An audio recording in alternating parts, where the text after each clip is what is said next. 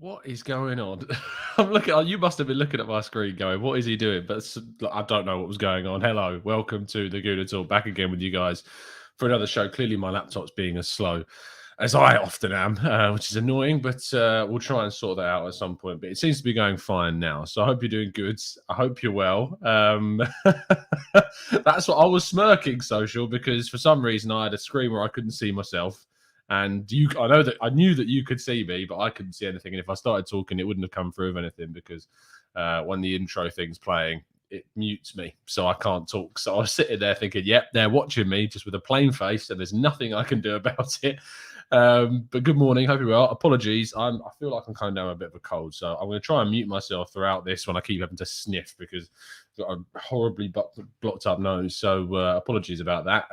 But we'll go straight into things. There's no long intro besides me awkwardly looking at the camera for a few seconds. But other than that, good morning to everybody in the chat box. Kaiser, always Kaiser, getting in there before everyone. I mean, 7:32 a.m. That's commitment. That is fair play to you, Kaiser. If anyone can beat Kaiser into the chat box, that's your challenge now. You got to beat Kaiser into the chat. But he's on it. He knows. Mike, Social, Okoye, who I've not seen before. Good morning, Okoye. Stevie, Philip, Paul, King, Colin. Don't forget to hit the like button. Thanks, King. Well done for reminding people. Kevin, Chris, Kevin again. More Kevin. So many Kevins this morning. Adam, Peter, George, Matt, Safiso. Tom, Social, as always. The TGT sneeze, Benny, could be coming forward. So I'm going to try and avoid you hearing it as much as feasibly possible. But yes, we will we'll try and avoid it if we can. Let's kick on, though, with the first story, which is always to tell you to go and subscribe to the Arsenal Way. We've got some really good content coming out. In fact, yesterday, if you haven't watched it and you were like, if you were gutted that you couldn't be at the premiere of the Arsene Wenger documentary, Kaya, Chris Wheatley, and Gooner were all at the premiere. And what we've done is we put together kind of a behind-the-scenes short 2.5-minute video. So if you want to see that after you finish watching this show, of course, go click on the link in the description, go to the Arsenal Way and watch the behind-the-scenes clip. There's interviews with Arteta, with Wenger, and with Edu as well. So do go and watch it, and Gabriel Clark as well, of course, who was behind the whole making of the documentary. So do go and give that a watch. It's on the Arsenal Way. Link is in the description, and we've got some interesting content coming out for you guys, looking at some transfer targets like Tyler Adams. We've already done Dusan Vlahovic, and we're going to do Kulusevski as well, who I just remembered I've not put on this PowerPoint, which I should have done. Anyway, we start off with the unfortunate news that Arsenal's under-23s lost 4-1 last night against West Brom in the Premier League Cup. It doesn't affect, I believe, it doesn't affect the league standings, of course, but on Google it told me it was the Premier League Cup game, which I assume it was. But it was available to watch. I know a lot of people did tune in for it. I was unfortunately out last night, so I missed it. But I'm aware of the fact that there was a lot of players missing. We didn't have the likes of Patino, etc. I'm not even sure that BRF played. Balogun, I don't think, was involved. Well, obviously he wasn't involved because he's my next story. He wasn't involved because he was scoring for the England under-21s. So the under-23s are without a lot of their first team, and Balogun was away. And Balogun actually scored in England's under-21s. I believe it's kind of his first start for the young England under-21s, which is great news for him. Obviously, he's been behind Nketiah, and Nketiah has now moved away from the under-21s and is now in contention forever, if it ever would happen. But in England call-up, he's moved away. He's now 22, I think. So won't be in the England under-21s setup, but Balogun is. And he's doing really well. So well, in fact, that the England under-21 manager, Lee Carsley, has been talking about how he's kind of not struggling with the under-21s. In fact, he's already finding it too easy at under-23 level. He says you need testing. Watching him in the under-23s for Arsenal, it's probably a little bit too easy for him, and he's past that level. I imagine he wants to play for Arsenal and push him for a position, but it's such a big club with a lot of competition. I think it would be fair to say that a lot of the clubs in Europe would be aware of Flo's qualities, and if anything, he has just got to keep proving it to himself. He is the only person he's got to impress and look himself in the mirror. He's got outstanding ability, attributes, and work rate, and he is a player that people will look forward to seeing. He needs a loan in January. It's as simple as that. He needs to be out in the senior world of football and playing week in, week out. Hopefully, we can get him a good loan this winter so he can go off and start scoring like crazy and come back in the summer, a player that's going to be a real quality addition to our side next season. That's what we want to see. That's what we're hoping for. Speaking of international news, though, the World Cup and the idea of a biennial World Cup, which is about a biannual World Cup, is the idea is that Arsene Wenger has put this forward. And that instead of I suppose not even instead of, but you would hold the World Cup every 2 years instead of every 4 years. And then there would be kind of Euros in between a couple of those tournaments.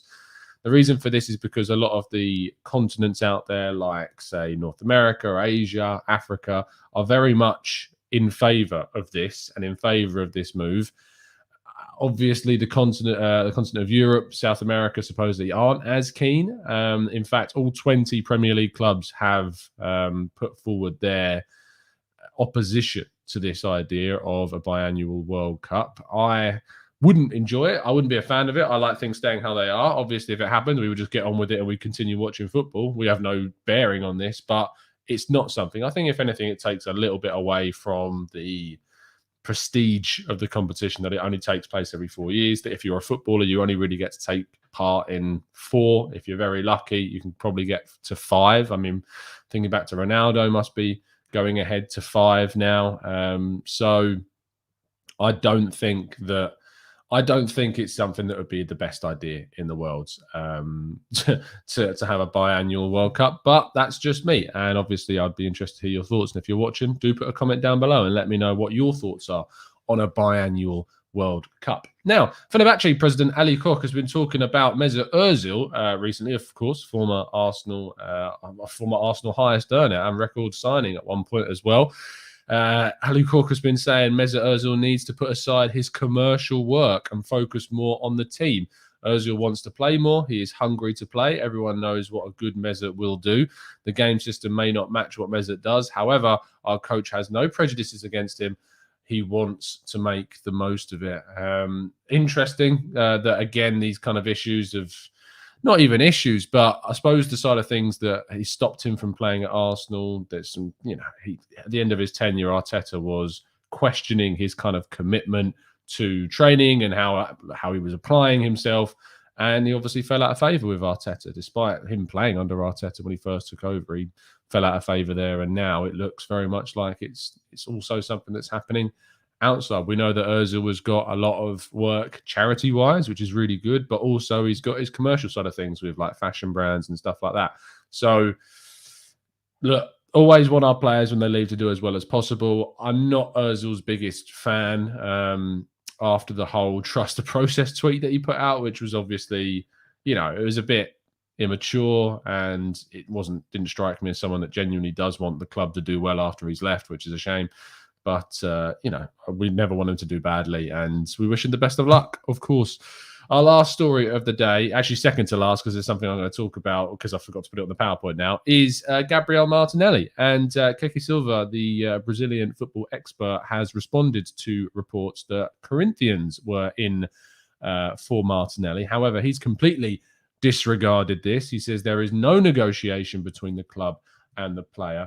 But it does what it does for me anyway, it brings up that whole concern that Martinelli's links are being his agent maybe is touting him around. He's not getting as many opportunities as he may want in the first team. I mean, he came on way too late against Watford. He should have been brought on the pitch much, much sooner to be giving him more time and more minutes on the pitch. So that was really frustrating. But I'm not surprised to see links with other clubs starting to emerge. Arsenal can't really afford to let him go. I always said my prediction was that he'd be gone within the next 2 to 3 years, and someone would come in and buy him because he's not getting enough minutes at Arsenal.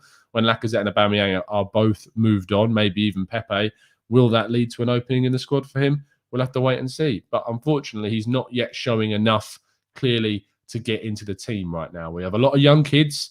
Throwing in another 20-year-old is only going to make the club or the first team even younger, which brings with it other associated issues. But if he earns those chances, if he's good enough, he should start. It's as simple as that. The last thing that I want to talk about today is Dejan Kulusevski. Unfortunately, I haven't got a picture of it to put up on the screen, but the Juventus Swedish winger, wide forwards that can play more centrally, is also being linked now with a move to Arsenal. Di Marzio reported this story saying that inquiries have supposedly been made between Arsenal and Juventus. Nothing in terms of an offer, nothing in terms of contact with the player and the agent, but beyond the report of Di Marzio, I've heard personally nothing about this. I'm planning to try and do a little bit more digging into this, and obviously we'll cover it for Football.London. But it's certainly an intriguing link for sure, and I think it does match kind of what Arsenal are looking to do, bringing young talent. But I mean, Juventus brought him in from Atalanta for quite a big fee. We're talking between 20 and 30 million pounds, I think it was, that they spent to bring him in from Atalanta. So surely Juventus would want as much of that back as feasibly possible, if not more, on their investment so that Arsenal could get him. It also, for me, would spell the end for Pepe. If we are looking to bring in a wide player, especially one who plays on the right-hand side a lot, why would that mean that we would keep Pepe when we've got someone like Bukayo Saka still here? It's a really intriguing one to be linked with a right winger with a left foot and to keep Pepe. So maybe Pepe's future at the club is not assured, and maybe there is the possibility that he could yet leave in the summer, and the club are moving to do that. We will wait and see. But that concludes all of the news. It is now time for you guys to throw your questions into the chat box. So please do start doing that, and we'll go through as many of your comments as we can. Let's have a look. Matt says, I think they should cut the international breaks full stop. No one enjoys them, club over country.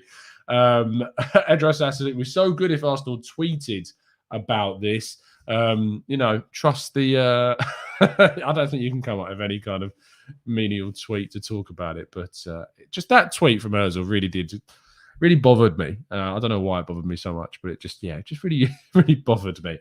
I'm looking forward to seeing Emil Smith Rowe tonight. I'm looking forward to catching him. Absolutely. I'm looking forward to seeing what he can do if he gets on the pitch. I mean, we've seen Ramsdale get called up a couple of times, not yet played any minutes. You would think that Ramsdale's going to get picked.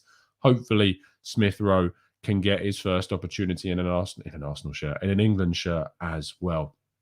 Oh, a massive tomorrow, 8 a.m. There is no show tomorrow morning. I'm having a day off. Just playing fat out there. I'm just having a day off from the 8 a.m. shows tomorrow. It's a Saturday, and it's my day off, and I'm just going to enjoy my day off. So I don't have to get up early. I have a bit of a lay-in. Apologies that there'll be no 8 a.m. show tomorrow, but there just isn't going to be one tomorrow. But I'll be back to normal on Sunday.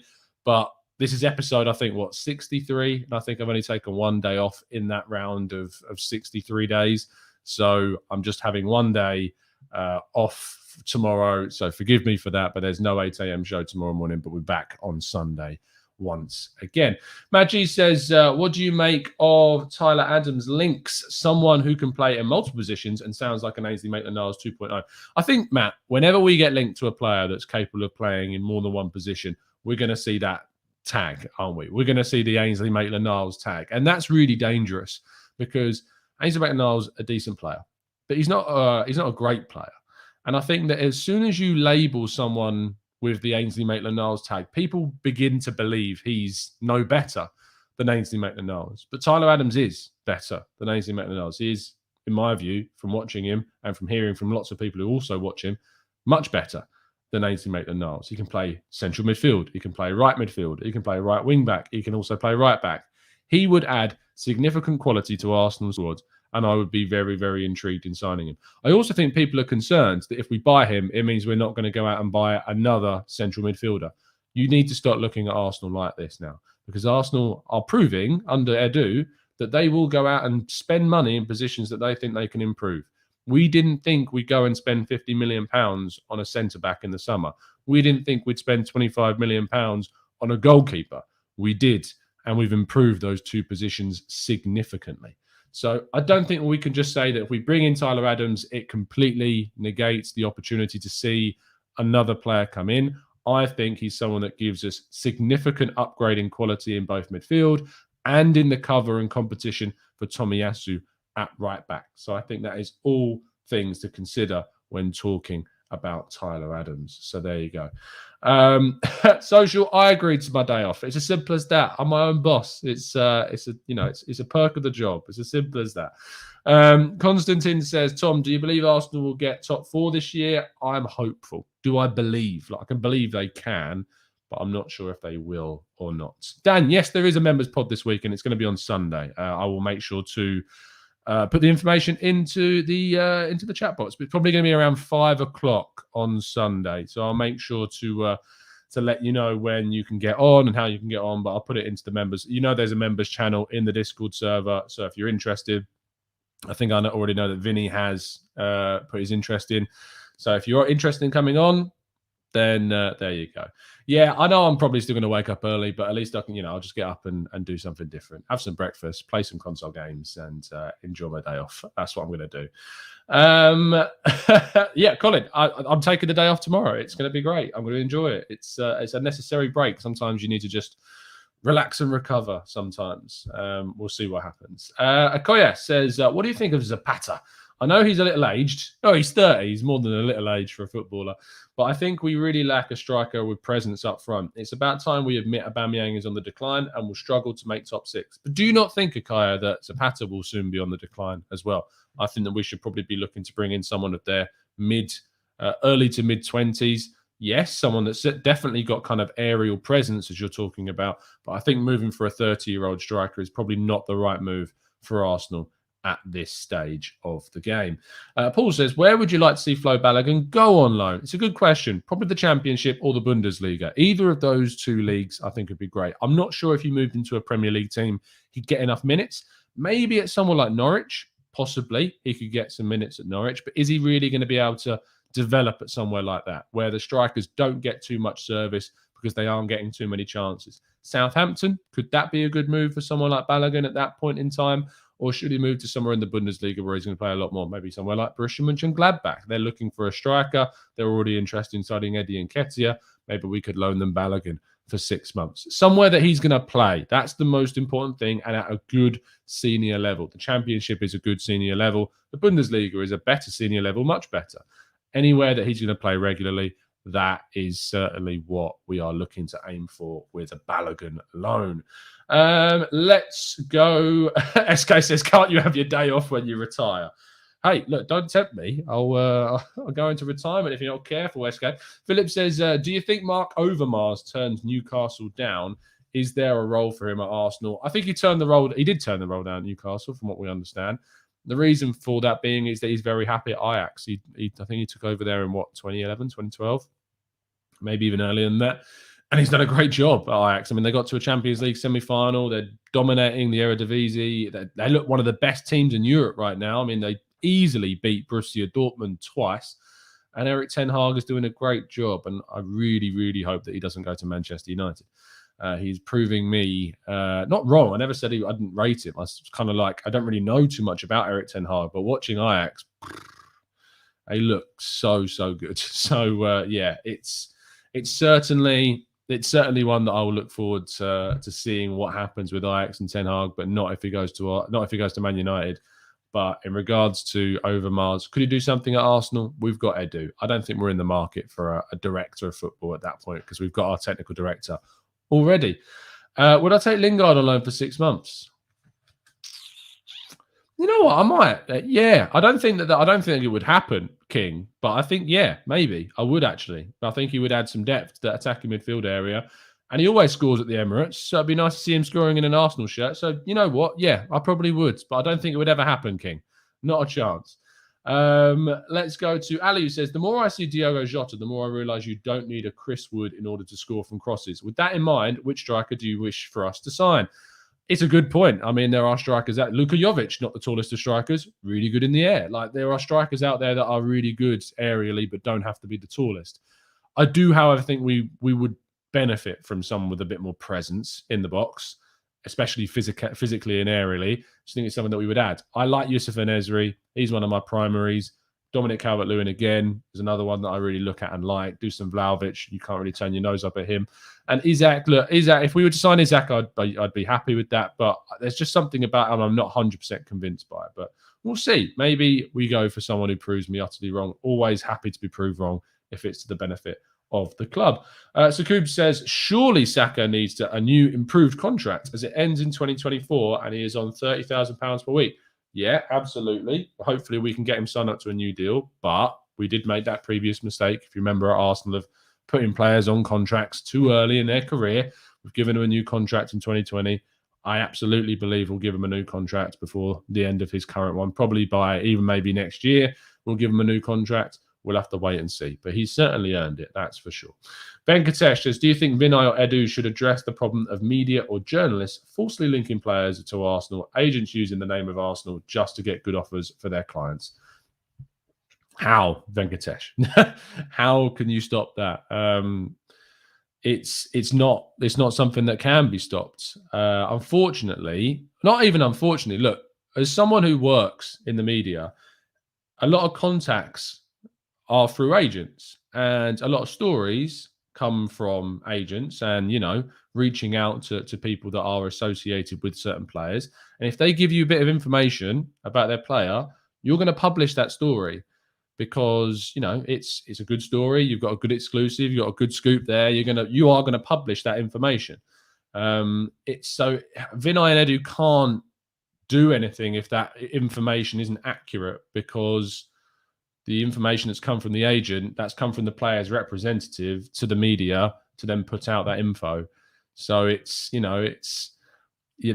can't do anything to stop it. And as I've learned more about being in the industry, it's not something that you would see happen, the club stopping it. All you would see is them denying it. And a lot of the time, if you think about it, they don't deny it. They don't really deny links. If I remember back to the whole, there was a few links to, who is it we were linked to all the time? Jan and Villa, Sebastian Frey, these players, and you never saw them coming out saying, no, we're not linked with this player or that player. They just turn around and say, we're not considering, we're not going to talk about it publicly. Arteta does that all the time. He just says, I'm not going to talk about things publicly, because there probably is an element of truth. So if they said there's nothing in that, they might not be telling the truth, and that could have actually a more detrimental impact on the negotiations, because, if you are discussing with a player and you go into a press conference and say, we have no interest in that player, it could put the player off. Maybe they want you to be a bit more committal to him and show that you are interested in that player, to convince them that, you've been saying one thing in negotiations, you're saying another thing in the media. I know that you could turn around and try and add a caveat of, we're going to say this in the media because we want to keep it under wraps. But if you're a player, you want to get the best possible deal for yourself.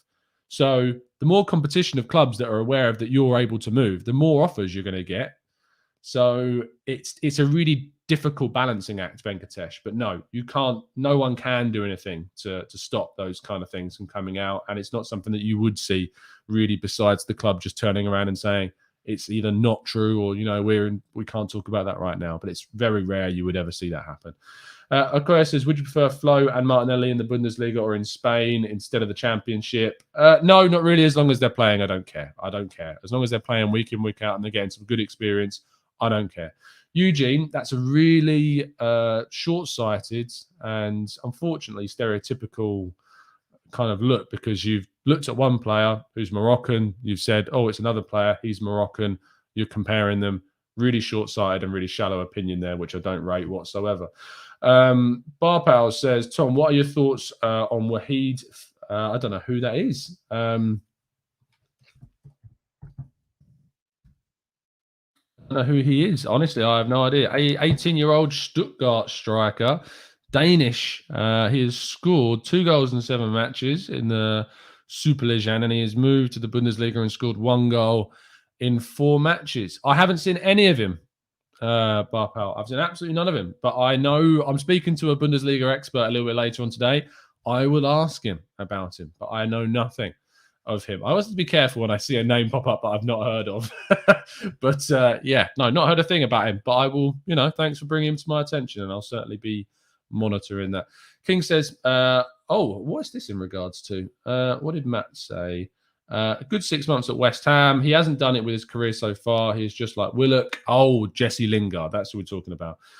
He had a long depression. That's why he was struggling, but he's done way more than 6 months. He's even scoring this season, but Ollie won't play him. Look, I think Lingard's a player with quality. I think he proved that at West Ham. I think he then went into the preseason Man United, scored goals. He's not being given chances. He has scored goals for United this season still in the few chances he has got.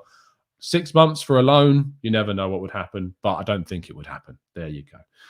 Some reports work to clubs' advantage, like smokescreens. Absolutely no sleep, which is another reason why you wouldn't see clubs coming out and denying certain links, because they can use them as coverage for their other moves for other players. So there you go. Bozu says, should we go for another Lille attacker in Jonathan David? A lot of people like Jonathan David. I think he's doing some really good stuff. I wouldn't I'm not sure if he's the right player for us, but and I am obviously a little bit tentative of signing attackers from Liga at the moment, just after the whole Pepe thing and how much Pep Lille would ask for. But we shouldn't be short-sighted about it. And, he could turn out to be a great player. But there's always going to be that apprehension about signing another attacker from Lille after what happened with Pepe, because they play so differently to how we play. Kasper Dolberg is a good shout, young and fits Arteta's system. I don't think he's really done that much. I mean, it's ironically, Eugene, that you rate Kasper Dolberg and not Enesri. 3 goals in 8 games this season for Nice. He's only played 387 minutes. He's not starting for Nice. I mean, for my money, he's only scored in the games he started in. Scored 2 against Lille in a 4-0 win. Scored 1 against Nantes in a 2-0 win. But other than that, in all the other minutes he's played, he's not even been in the squad a few times. I don't think he's the type of striker we should go for whatsoever. And Nesri is far, far better than him. Sanyik says, what do you think about Van de Beek? Look, I'd absolutely take Van de Beek. I just don't think Man United would sell him to us. I don't think it would happen. And I think if they did, they would really, really overcharge us for him. And that would probably put me off signing Van de Beek on a deal, because I just think you could sign someone better that we should go for. Maya, any Spanish strikers? Now, the problem with the Spanish strikers is that Spain's never really been known in the last decade or so for producing strikers. Prior to that, you had Fernando Torres, you had David Villa, you've had obviously Butragueño, who else have we had? Raul, of course. But in the last 10 years, you've not really had anyone of note. Alvaro Morata has been there. Diego Costa is obviously someone who played for Spain, but never really did it for Spain. Like Diego Costa for the Spanish football it never really worked. It didn't work and fit the Spanish system at all. And I think we saw that at Brazil when Spain were absolutely embarrassed but during that World Cup tournament in Brazil. So he never really worked. Players like Rodrigo de Moreno is now at Leeds. And at the moment, obviously, Morata's still there. Ferran Torres plays a lot up top, but he's not really an out-and-out striker. You've got RDT, Raul de Tomas, who's at Espanyol, who actually, I think, got his first call-up and start yesterday for the Spanish national side. There's not really been too many in the last 10 years that, bar Costa at club level, that have really kind of done really, really well. So I'm not sure that that's something that we look at, and there still isn't anything there that we would look at now for a Spanish striker to go for. So there you go. Mitchell says, don't you think Arsenal would be a sideways step for Dominic Calvert-Lewin? I'm from Merseyside, but the red persuasion. All my blue mates think he stands to gain nothing in joining Arsenal. I mean, it's absolutely not a sideways step. And in fact, I think I did an entire article on talking about why it's not a sideways step. The opportunity to win trophies at Arsenal is significantly greater. I'm trying to think back to when Everton's last trophy was. I think it was 1995? I think it was the League Cup that they may have won. That was their last trophy. I mean, in that time, Arsenal have won a ridiculous amount of trophies. You've also got the fact that Arsenal at the moment are in a top 4 race. Everton are nowhere near that. I'd say nowhere near right now. They're in relatively close distance, but they're just nowhere near. FA Cup, I think it was. Was it 95 FA Cup? There you go, knowledge. I know I said League Cup, but got the year right. But in terms of, I don't think it's a sideways step at all. Hold on, give me a second. The TGT sneeze is back. But no, I don't think it's a sideways step to say Everton to Arsenal. It's just not. I think that's a very biased view from a Merseyside side of things. I'll speak to David Hughes at some point. He's a big Everton fan who works for Reach, and I do a lot of the tactical shows with, but I don't think it's a sideways step. I think it's a step up. You've got much more chance of playing in Europe, much more chance of winning trophies. Arsenal are certainly on the up. Everton are in a kind of weird state of constant up and down. They're constantly up and down and yo-yoing around mid-table to top 7, but never really doing anything beyond that. So absolutely, it's not a sideways step whatsoever. He's got loads more to gain as an Arsenal striker than he does as an Everton striker, easily. Anyway, we're going to wrap things up there before I decide to sneeze my way off the podcast. Thank you ever so much, guys, for tuning in. Really appreciate you always doing so. Do drop a like on the video and subscribe to the channel. I'll be live on the Arsenal Way at 9:30, as always, with a couple of close friends, as per. So if you are around, do join us then. But other than that, it's been an absolute pleasure to speak with you. Go listen to the myself and Harry talk on the Canton Simu show that was out yesterday. And we'll be doing a lot more content throughout the weekend. No show tomorrow morning, day off tomorrow. But other than that, it's been a pleasure to speak to you as always. And as always, up the Arsenal.